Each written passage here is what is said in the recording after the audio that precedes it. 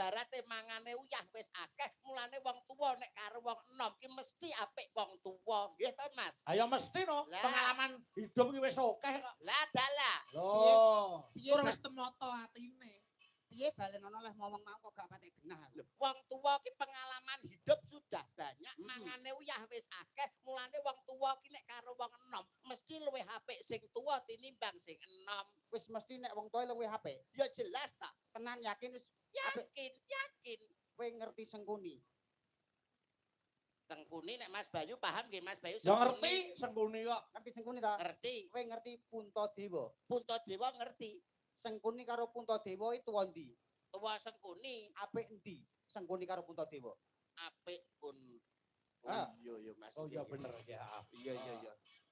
Oh, Mas, nuwun sewu ya Mas. Plonga. Karepku ki sing mbok nggo conto ki aja wayang kulit kene iki. Sing mbok nggo conto ki daharan sing disuguhne mau lho kan kena kanggo conto to. Apa wae nek sing enom, contone kaya pelem, kaya buah, kaya apa gedang mau. Kuwi nek sing tuwa, kuwi piye rasane? Legi, Nek enom, sepet, pelem nek tuwa.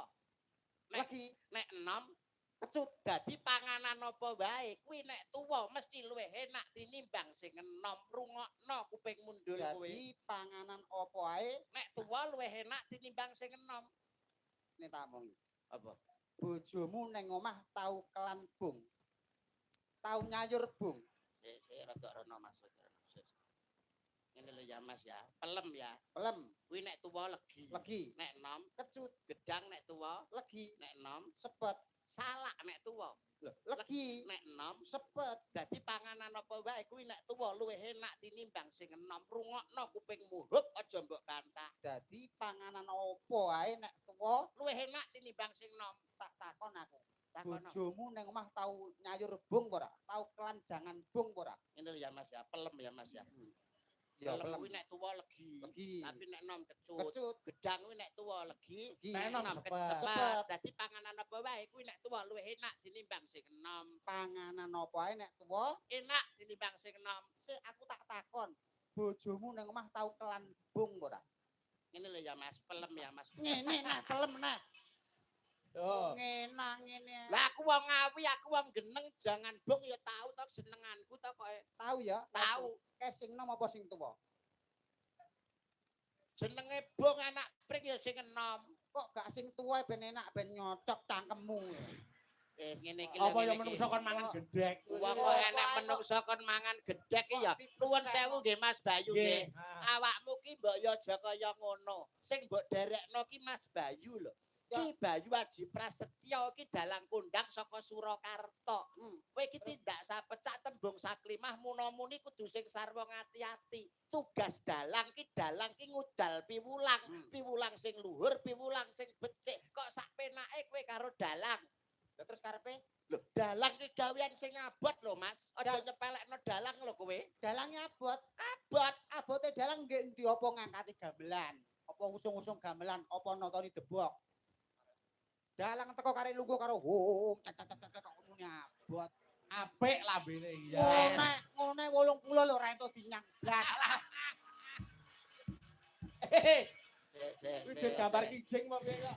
Ngono lho. Ngene iki lho sing perlu diluruskan ngeten iki lho, Mas.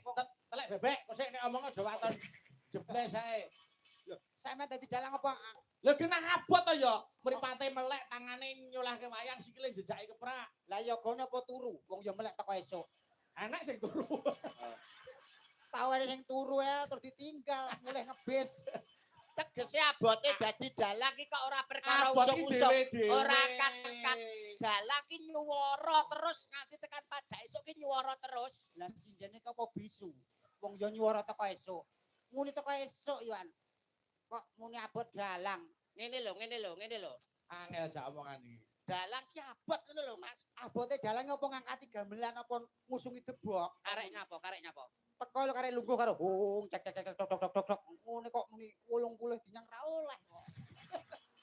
Ngene iki lho. Lambene nek omong ngono kuwi nyepelekke ngono kuwi. Abote dalang ki kok ora perkara usung-usung gamelan atau debok.